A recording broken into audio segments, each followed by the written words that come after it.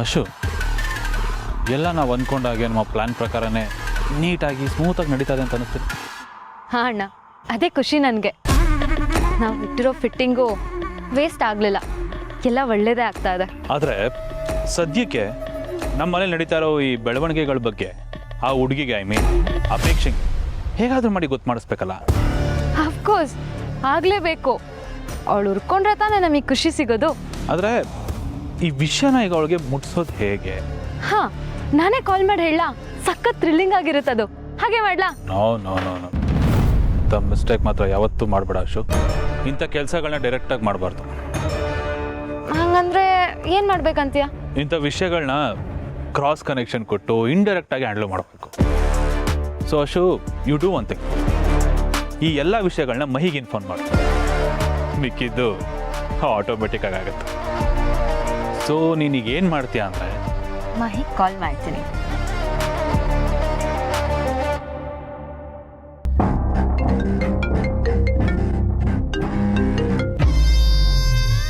Hello, ಏನು ಅಪರೂಪಕ್ಕೆ ನನಗೆ ಫೋನ್ ಮಾಡಿಬಿಟ್ಟಿದ್ಯಾ? ನಿನಗೊಂದು ಸರ್ಪ್ರೈಸ್ ಇದೆ, ಅದನ್ನು ಹೇಳೋಣ ಅಂತಲೇ ಕಾಲ್ ಮಾಡ್ದೆ. Is it? ಗೊತ್ತಾಯ್ತು ಬಿಡು. ನಿನ್ನ ಗಂಡ ನಮ್ಮ ಭಾವ ಏನಾದರೂ ಹೊಸ ಬಿಸ್ನೆಸ್ ಸ್ಟಾರ್ಟ್ ಮಾಡಿದ್ರಾ, ಅಥವಾ ಲಕ್ಸುರಿ ಕಾರ್ ಬಂಗ್ಲೋ ಈ ಥರದ್ದೇನಾದರೂ ತೊಗೊಂಡ್ರಾ? ಇಂಥದ್ದನ್ನೇ ತಾನೇ ನೀನು ನನ್ನ ಹತ್ರ ಶೇರ್ ಮಾಡ್ಕೊಳ್ತೀಯಾ? ಮಹಿ, ಯಾಕೆ ಹೀಗೆ ಮಾತಾಡ್ತಿದ್ಯಾ?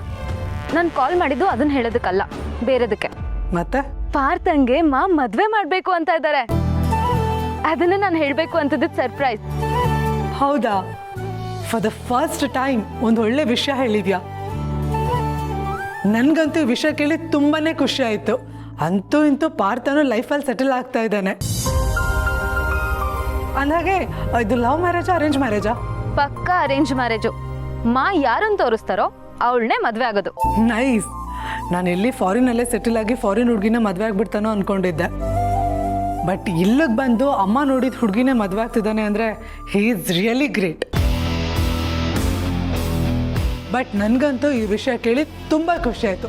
ನಾನು ಆಮೇಲೆ ಅವನು ಕಾಲ್ ಮಾಡಿ ವಿಶ್ ಮಾಡ್ತೀನಿ. ಬಾಯ್. ಓಕೆ ಬಾಯ್ ಅಣ್ಣ. ಡನ್. ಗುಡ್ ಅಶು. ಈಗ ನಾವಿಲ್ಲಿ ಸ್ವಿಚ್ನ ಪ್ರೆಸ್ ಮಾಡಿದ್ದೀವಿ, ಅಲ್ಲಿ ಶಾಕ್ ಸರ್ಕ್ಯೂಟ್ ಆಗೋದೊಂದು ಬಾಕಿ.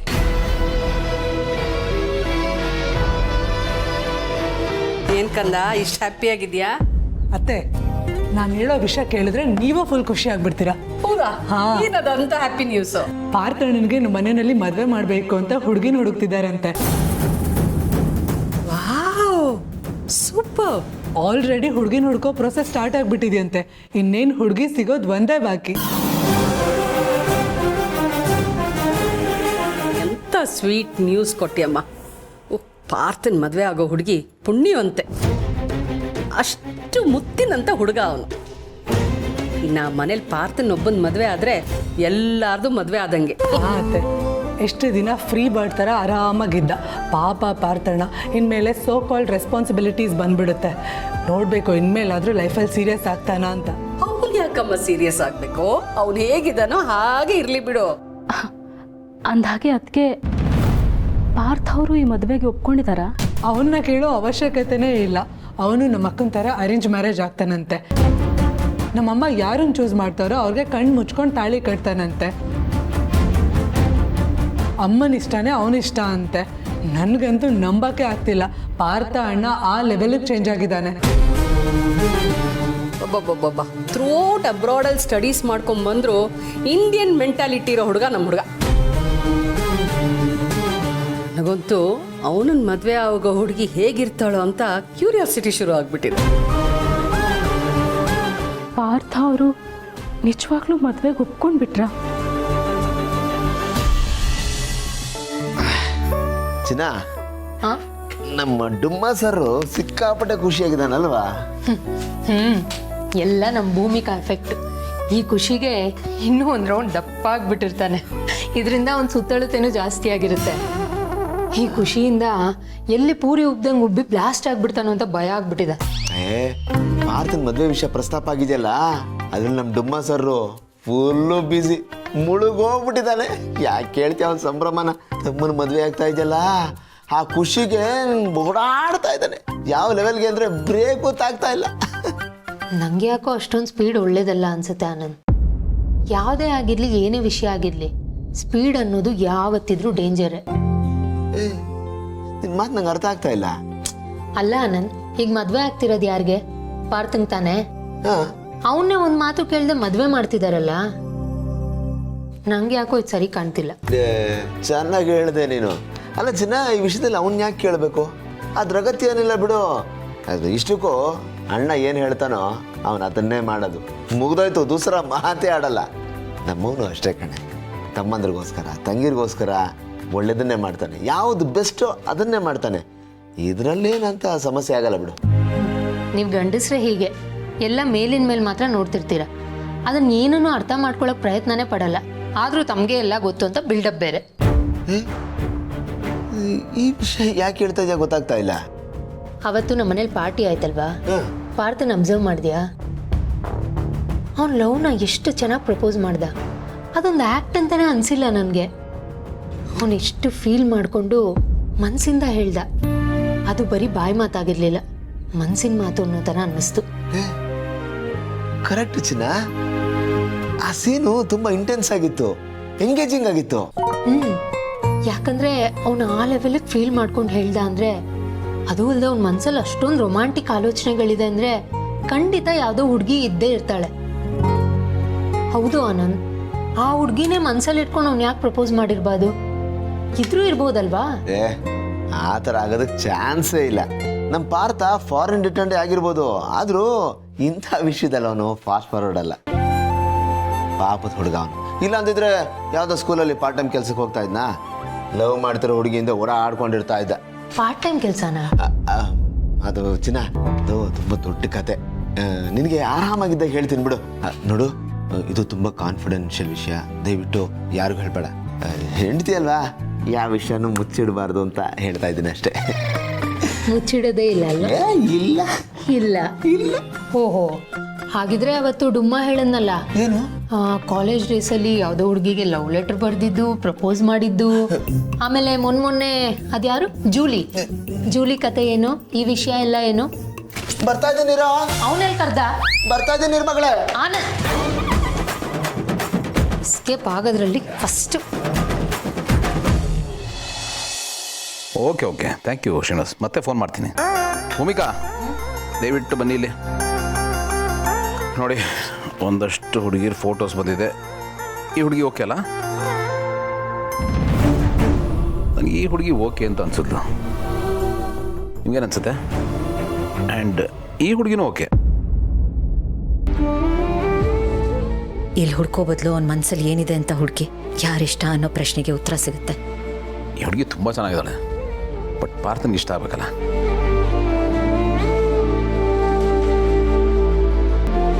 ಅಲ್ಲ, ಎಕ್ಸ್ಕ್ಯೂಸ್ ಮೀ, ಏನು ನಾನು ಒಬ್ಬನೇ ಮಾತಾಡ್ತಾ ಇದ್ದೀನಿ, ನೀವು ಏನಾದರೂ ಹೇಳಿ. ಇಲ್ಲ, ನೀವೇ ನೋಡಿ. ನಿಮಗೂ ಓಕೆ ಅಂದರೆ ನನಗೂ ಓಕೆ. ಹಂಗೆಲ್ಲ ಆಗಲ್ಲ ನೋಡಿ. ನಾವು ನಿಮ್ಮ ಒಪಿನಿಯನ್ಗೆ, ಜಡ್ಜ್ಮೆಂಟ್ಗೆ ರೆಸ್ಪೆಕ್ಟ್ ಕೊಡ್ತೀವಿ. ದಯವಿಟ್ಟು ಕೂತ್ಕೊಳ್ಳಿ. ನಿಮ್ಮ ಇನ್ವಾಲ್ವ್ಮೆಂಟು ಬೇಕು ಇದರಲ್ಲಿ. ಪ್ಲೀಸ್ ಬನ್ನಿ, ಕೂತ್ಕೊಳ್ಳಿ. ಭೂಮಿಕಾ, ಈಗ ಅವ್ರು ಕಳಿಸಿರೋ ಫೋಟೋ ಮತ್ತು ಜಾತಕನ ನಾನು ಶಾಸ್ತ್ರಿಗಳಿಗೆ ಫಾರ್ವರ್ಡ್ ಮಾಡ್ತೀನಿ. ಅವರು ಫೀಡ್ಬ್ಯಾಕ್ ತೊಗೊಂಡು ಆಮೇಲೆ ಒಂದು ಶಾರ್ಟ್ ಲಿಸ್ಟ್ ಮಾಡೋಣ. ಓಕೆನಾ? ಮಜಾ ಏನು ಗೊತ್ತಾ, ಹುಡುಗಿನ ನೋಡಿದ್ದು ನಾವು ಅಂತೀವಿ, ಓಕೆ ಮಾಡಿದ್ದು ನಾವು ಅಂತೀವಿ, ಬಟ್ ಅಲ್ಟಿಮೇಟ್ಲಿ ಶಾಸ್ತ್ರಿಗಳು ಯಾವುದನ್ನು ಓಕೆ ಅಂತಾರೋ ನಾವು ಅದನ್ನು ಓಕೆ ಅಂತೀವಿ. ಏನೂ ಮಾಡೋಕ್ಕಾಗಲ್ಲ. ನೀವು ನನಗೊಂದು ಹೆಲ್ಪ್ ಮಾಡಬೇಕೀಗ. ಈಗ ಶಾಸ್ತ್ರಿಗಳು ಶಾರ್ಟ್ ಲಿಸ್ಟ್ ಮಾಡಿ ಕಳಿಸ್ತಾರಲ್ಲ, ಆ ಹುಡುಗಿರಲ್ಲಿ ಬೆಸ್ಟ್ ಯಾರು ಅಂತ ಸೆಲೆಕ್ಟ್ ಮಾಡೋದಕ್ಕೆ ನೀವು ನಂಗೆ ಹೆಲ್ಪ್ ಮಾಡಬೇಕು. ನಾನಾ? ಅಲ್ಲ, ಅದು ಅತ್ತೆ ಮಾಡಿದ್ರೆ ಬೆಟರ್ ಅಲ್ವಾ? ಅಫ್ಕೋರ್ಸ್, ಅಮ್ಮನ ಅಭಿಪ್ರಾಯನೂ ಕೇಳ್ತೀನಿ. ಬಟ್ ಏನು ಗೊತ್ತಾ, ನನಗೊಬ್ಬನಿಗೆ ಜಡ್ಜ್ ಮಾಡೋಕ್ಕಾಗಲ್ಲ ರೀ, ಕನ್ಫ್ಯೂಸ್ ಆಗ್ಬಿಡ್ತೀನಿ. ನಿಮ್ಮ ಒಪಿನಿಯನು ಬೇಕು ರೀ, ಪ್ಲೀಸ್. ಇರಿ, ಫಸ್ಟು ನಾನು ಜಾತಕ ಮತ್ತು ಫೋಟೋಸ್ನ ಶಾಸ್ತ್ರಿಗಳಿಗೆ ಫಾರ್ವರ್ಡ್ ಮಾಡಿಬಿಡ್ತೀನಿ.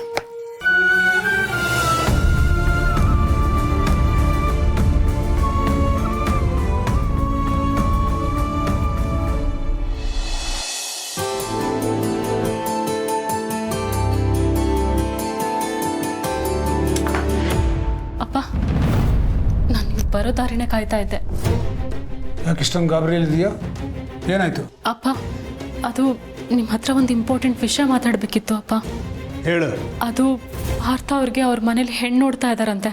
ಹುಡುಕ್ಲಿ ಬಿಡು, ಒಳ್ಳೇದೇ ಆಯಿತು. ಅದಕ್ಕೆ ನೀನು ಯಾಕೆ ಟೆನ್ಷನ್ ಮಾಡ್ಕೋತಿದ್ದೀಯಾ? ಅವನು ಹೇಗಿದ್ರು ನನ್ನ ಚಾಲೆಂಜಲ್ಲಿ ಸೋಲ್ತಾನೆ. ಸೋತ ಮೇಲೆ ಬೇರೆ ಹುಡುಗಿ ಹುಡುಕ್ಲೇಬೇಕಲ್ವಾ? ಅದನ್ನ ಈಗಲೇ ಮಾಡ್ತಾ ಇದ್ದಾರೆ. ಒಳ್ಳೇದಾಯಿತು. ಇದು ಒಂಥರ ಅಡ್ವಾನ್ಸ್ ಬುಕ್ಕಿಂಗ್ ಇದ್ದಂಗೆ. ಆದರೂ ಸ್ವಲ್ಪ ಟೈಮ್ ಕೊಡಬೇಕಲ್ವಾ ಅಪ್ಪ? ಏನಾದರೂ ಮಾಡಿ ಭಾವಂಗೆ ಹೇಳಿ ಇದನ್ನು ಇಲ್ಲೇ ನಿಲ್ಲಿಸಿದ್ರೆ ಸ್ವಲ್ಪ ಟೈಮ್ ಸಿಗತ್ತೆ. ಪಾರ್ಥ ಅವ್ರು ಖಂಡಿತವಾಗ್ಲೂ ಇದರಲ್ಲಿ ವಿನ್ ಆಗೇ ಆಗ್ತಾರೆ ಅಪ್ಪ. ಅದಕ್ಕೆ ಮುಂಚೆನೆ ಈ ಕನ್ಕ್ಲೂಷನ್ಗೆ ಬರೋದು ಎಷ್ಟು ಸರಿ ಅಪ್ಪ? ಟಾಸ್ಕ್ ಕೊಟ್ಟಿದ್ದೀರಾ ಅಂದರೆ ಟೈಮ್ ಕೂಡ ಕೊಡಬೇಕಲ್ವಾ? ನೋಡು, ಅವರು ಮನೇಲಿ ಅವನಿಗೆ ಹುಡುಗಿ ಹುಡುಕ್ತಾ ಇದ್ದಾರೆ. ಹುಡುಕಿ ಮದುವೆ ಫಿಕ್ಸ್ ಮಾಡಿಲ್ಲ. ಅದಕ್ಕೂ ಇದಕ್ಕೂ ತುಂಬ ವ್ಯತ್ಯಾಸ ಇದೆ. ಪಟಪಟ ಅಂತ ಆಗೋ ಕೆಲಸ ಅಲ್ಲ ಅದು. ಗೆದ್ರೆ ಗೌರಿಶಂಕರ, ಸೋತ್ರೆ ಕೈಲಾಸ ಅನ್ನೋ ಹಾಗೆ ಅವನು ನನ್ನ ಚಾಲೆಂಜಲ್ಲಿ ಗೆದ್ರೆ ನಿನ್ನ ಅವನ ಮದುವೆ ನಡೆಯುತ್ತೆ. ಅವನೇನಾದರೂ ಸೋತ್ರೆ ಅವ್ರ ಮನೇಲಿ ಹುಡುಕಿರೋ ಹುಡುಗಿ ಜೊತೆಗೆ ಮದುವೆ ಆಗತ್ತೆ. ಆಗಲಿ ಬಿಡು, ಹುಡುಕ್ಲಿ ಏನು ಇವಾಗ. ಬಟ್ ಅಪ್ಪ, ಒಂದು ವೇಳೆ ಏನಾದರೂ ಟಾಸ್ಕ್ ಮುಗಿಯಕ್ಕೆ ಮುಂಚೆನೇ ಹುಡುಗಿ ಫಿಕ್ಸ್ ಆಗಿಬಿಟ್ರೆ ಹಾಗೇನು ಮಾಡೋದಪ್ಪ? ಕಷ್ಟ ಆಗುತ್ತಲ್ವಾ? ನೋಡು, ಅದೇನೇ ಆಗಲಿ ನಾನು ನೋಡ್ಕೋತೀನಿ. ಒಂದು ವೇಳೆ ಅವನು ಚಾಲೆಂಜಲ್ಲಿ ಗೆದ್ದಿದ್ದೇ ಆದರೆ ನಾನು ನಿಮ್ಮಿಬ್ಬರು ಮದುವೆ ಮಾಡಿಸ್ತೀನಿ. ಆದರೆ ಅದು ದೂರದ ಮಾತು. ಅವನು ನನ್ನ ಚಾಲೆಂಜಲ್ಲಿ ಗೆಲ್ಲೋದಕ್ಕೆ ಸಾಧ್ಯನೇ ಇಲ್ಲ. ನನಗೆ 100% ಗ್ಯಾರಂಟಿ ಇದೆ. ನೀನೇನು ಜಾಸ್ತಿ ತಲೆ ಕೆಡ್ಸ್ಕೊಳಕ್ಕೆ ಹೋಗಬೇಡ. ಒಂದು ಮಾತು ನೆನ್ಪಿಟ್ಕೋ, ತಿಕ್ಕಿ ತಿಕ್ಕಿ ನೋಡಿದ್ರೇ ವಜ್ರ ವಜ್ರನ ಗಾಜಿನ ತುಂಡ ಅಂತ ಗೊತ್ತಾಗೋದು. ಚೆರಡಿ ಹಿಡಿದ್ರೇ ಟೊಳ್ಳು ಪಳ್ಳೆಲ್ಲ ಹೋಗಿ ಗಟ್ಟಿ ಕಾಳು ಸಿಗೋದು. ಕಾಲ ಎಲ್ಲ ನಿರ್ಧಾರ ಮಾಡತ್ತೆ. ಅಲ್ಲಿವರೆಗೂ ಕಾಯಿ.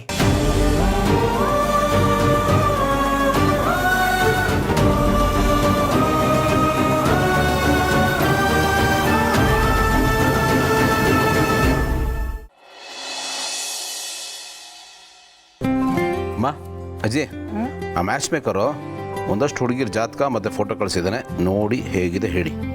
ಭೂಮಿಕಾ, ನಿಂತು ಬಿಟ್ಟಿಲ್ಲ, ಬಾ ಕೂತ್ಕೋ, ಫೋಟೋ ನೋಡು. ಇಲ್ಲ ಪರವಾಗಿಲ್ಲ ಅಜ್ಜಿ, ನಾನು ನೋಡಿದ್ದೀನಿ, ನೀವು ನೋಡಿ. ಹಾಂ ನೋಡಿ ಅಜ್ಜಿ, ಇವಳು ಪಂಚಕೇಸರಿ ಮಗಳಂತೆ. ಚೆನ್ನಾಗಿದಳಲ್ವಾ?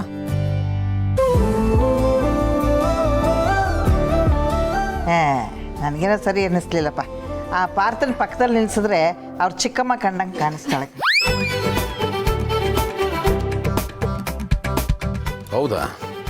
ನನ್ನ ಕಂಡು ಚೆನ್ನಾಗಿ ಕಂಡು. ಮತ್ತೆ ಚಾಳಿ ಸರ್, ಕನ್ನಡಕ ಹಾಕೊಂಡು ನೋಡು, ಸರಿಯಾಗಿ ಕಾಣುತ್ತೆ.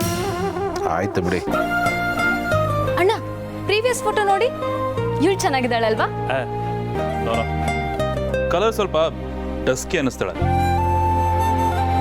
ಅಳಿಮಯ್ಯ, ಮುಖ ನೋಡಿ ಮಣೆ ಹಾಕಬಾರ್ದು ಕಣೋ. ಮತ್ತು ಅದೇ ಮನೇಲಿ ಹಣೆ ಚಚ್ಕೋಬೇಕಾಗತ್ತೆ. ಹುಡುಗಿಗೆ ಗುಣ ಮುಖ್ಯ, ಗುಣವಂತೆ ಆಗಿರಬೇಕು. ದಂಡಪಿಂಡ, ಇವತ್ತು ನೋಡ ನೀವು ಸರಿಯಾಗಿ ಮಾತಾಡಿದ್ದು. ಇವಳು ನೋಡಿ, JK ಇಂಡಸ್ಟ್ರೀಸ್ ಓನರ್ ಮೊಮ್ಮಗಳಂತೆ. ಚೆನ್ನಾಗಿದಳಲ್ವಾ? ಏನೋ ಒಂಚೂರು ಪರವಾಗಿಲ್ಲಪ್ಪ ಅಲ್ವಾ? ಇದನ್ನು ಮಾರ್ಕ್ ಮಾಡಿಟ್ಟಿರ್ತೀನಿ. ಅಮ್ಮ, ನೀವ್ಯಾಕೇನು ಹೇಳ್ತೀಯಲ್ಲ ನೋಡಿ. ನೀನು ಎಲ್ಲ ಫೋಟೋ ನನಗೆ ಕಳಿಸ್ಕೊಡು, ನಾನು ಆರಾಮಾಗಿ ಕೂತ್ಕೊಂಡು ನೋಡ್ತೀನಿ. Okay, no problem. ನಾನು ಫಾರ್ವರ್ಡ್ ಮಾಡ್ತೀನಿ.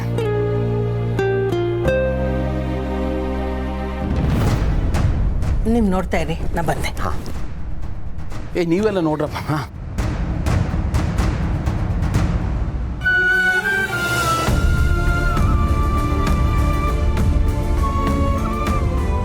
ಭೂಮಿಕಾ ಅತ್ತೆ, ನಿನ್ನ ಮನ್ಸಿಗೆ ಕಷ್ಟ ಆಗ್ತಾ ಇರ್ಬೇಕಲ್ವಾ?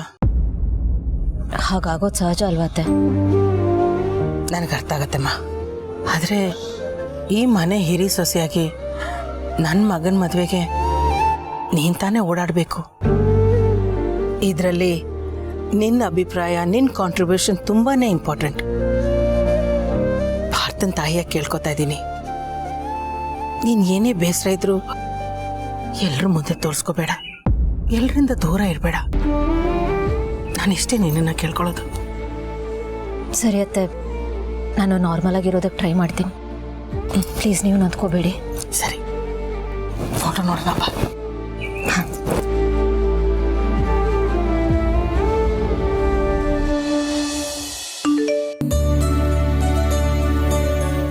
ಡುಮ್ಮ ಸರ್ ಏನೋ ಮೆಸೇಜ್ ಕಳಿಸಿದ್ದಾನೆ,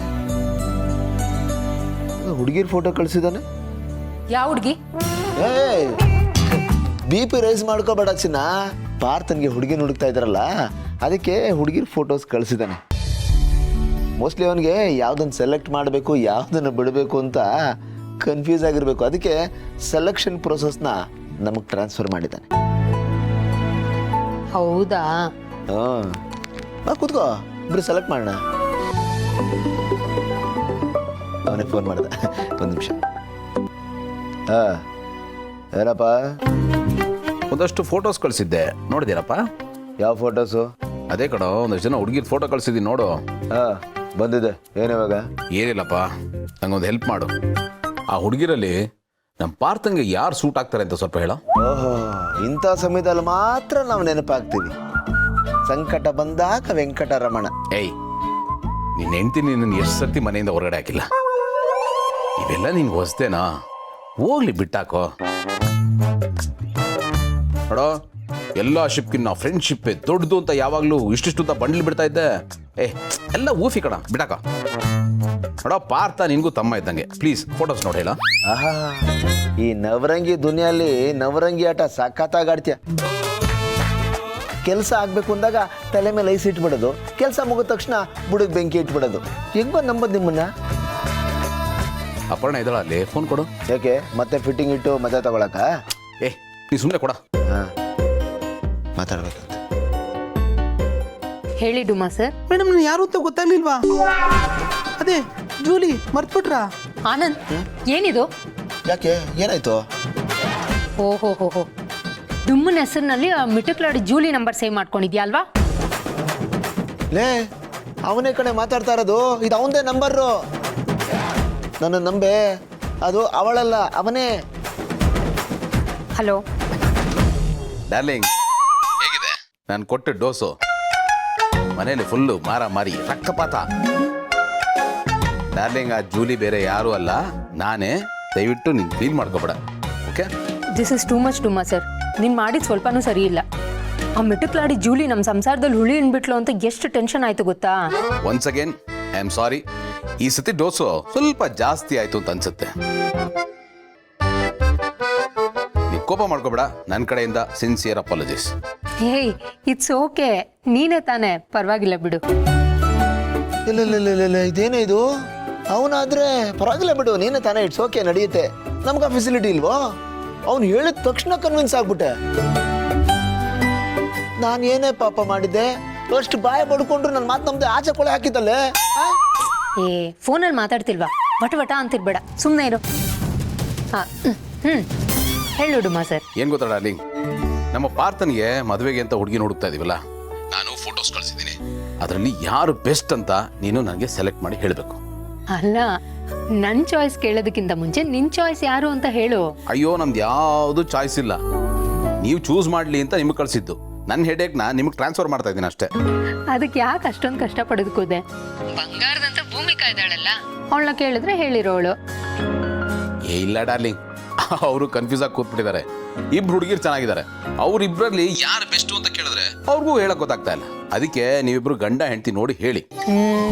ಹಾ, ಒಂದು ಕೆಲಸ ಮಾಡು, ಆ ಹುಡುಗಿ ಫೋಟೋಸ್ನೆಲ್ಲ ಪಾರ್ಥನ್ ಕಳಿಸ್ಬಿಡು, ಅವನೇ ಸೆಲೆಕ್ಟ್ ಮಾಡ್ಲಿ. ಕೆಲಸನೂ ಈಸಿ ಆಗುತ್ತೆ, ಬೆಸ್ಟ್ ಅಲ್ವಾ? ಅಯ್ಯೋ ಇಲ್ಲ ಡಾರ್ಲಿಂಗ್, ಈಗ ನಾವೇನಾದರೂ ಪಾರ್ಥನ್ಗೆ ಮದುವೆ ಬಗ್ಗೆ ಪ್ರಸ್ತಾಪ ಮಾಡಿದ್ರೆ, ಅಣ್ಣ ನನಗೀಗ ಮದುವೆ ಎಲ್ಲ ಬೇಡ, ಅದು ಇದು ಅಂತ ಕತೆ ಹೇಳ್ತಾನೆ. ಅದಕ್ಕೆ ನಾವೇ ಒಂದು ಒಳ್ಳೆ ಹುಡುಗಿನ ಸೆಲೆಕ್ಟ್ ಮಾಡಿ ಸರ್ಪ್ರೈಸ್ ಆಗಿ ಕರ್ಸೋಣ ಅಂತ. ಸರಿ ಸರಿ, ನಮಗೂ ಸ್ವಲ್ಪ ಟೈಮ್ ಕೊಡು, ನೋಡ್ಬಿಟ್ಟು ಹೇಳ್ತೀವಿ. ಆಯ್ತಾಯ್ತು, ಬೇಗ ಹೇಳು. ಹಾಗೇನೆ ಪಾಪ ನಿನ್ನ ಗಂಡ ಅಳ್ತಾ ಇರ್ತಾನೆ, ಸ್ವಲ್ಪ ಸಮಾಧಾನ ಮಾಡು. ಓಕೆ, ಬಾಯ್, ಟೇಕ್ ಕೇರ್. ಬಾಯ್. ಬಾ, ಫೋಟೋಸ್ ನೋಡಿ. ಒಂದು ನಿಮಿಷ, ಈಗ ನನ್ನ ಮೇಲೆ ನಂಬಿಕೆ ಬಂತ? ನಾನು ಎಂಥವನಂತ ಗೊತ್ತಾಯ್ತಾ? ಅಷ್ಟು ಬಾಯಿ ಬಡ್ಕೊಂಡ್ರು ನಾನು ನಮ್ಮದೇ ಆಚೆ ಹಾಕ್ಬಿಟ್ಟಿದ್ದಲ್ಲ ಚಿನ್ನ. ಹಾಂ, ಸಾರಿ ಕೇಳು, ಸಾರಿ ಕೇಳು. ಎಲ್ಲಾದರೂ ಹೆಣ್ಮಕ್ಳು ಸಾರಿ ಕೇಳೋದನ್ನ ನೋಡಿದ್ಯಾ? ಹೆಣ್ಮಕ್ಳು ಸಾರಿ ಕೇಳಲ್ಲ, ಕೆಲಸ ಆದಮೇಲೆ ಗಂಡು ಮಕ್ಕಳು ಥ್ಯಾಂಕ್ಸ್ ಹೇಳಲ್ಲ. ಹೌದು ತಾನೆ? ಕರೆಕ್ಟ್. ಫೋಟೋಸ್ ನೋಡೋಣ ಬಾ.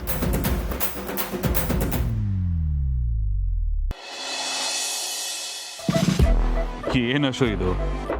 ಎಲ್ಲರೂ ಒಂಥರ ಈ ಸೇಮ್ ಬಟ್ ಡಿಫ್ರೆಂಟ್ ಅಂತಾರಲ್ಲ, ಹಾಗೆ ಕಾಣಿಸ್ತಿದ್ದಾರೆ. ಅವರು ನೋಡಿದ್ರೆ ಇವರೇ ಚೆನ್ನಾಗಿದ್ರಲ್ಲ ಅನ್ಸುತ್ತೆ, ಇವರು ನೋಡಿದ್ರೆ ಅವರೇ ಚೆನ್ನಾಗಿದ್ರಲ್ಲ ಅನ್ಸುತ್ತೆ. ಒಟ್ಟಿನಲ್ಲಿ ಈ ಸೆಲೆಕ್ಷನ್ ಪ್ರೊಸೆಸ್ ಅನ್ನೋದು ತುಂಬಾ ಡಿಫಿಕಲ್ಟ್ ಅಮ್ಮ.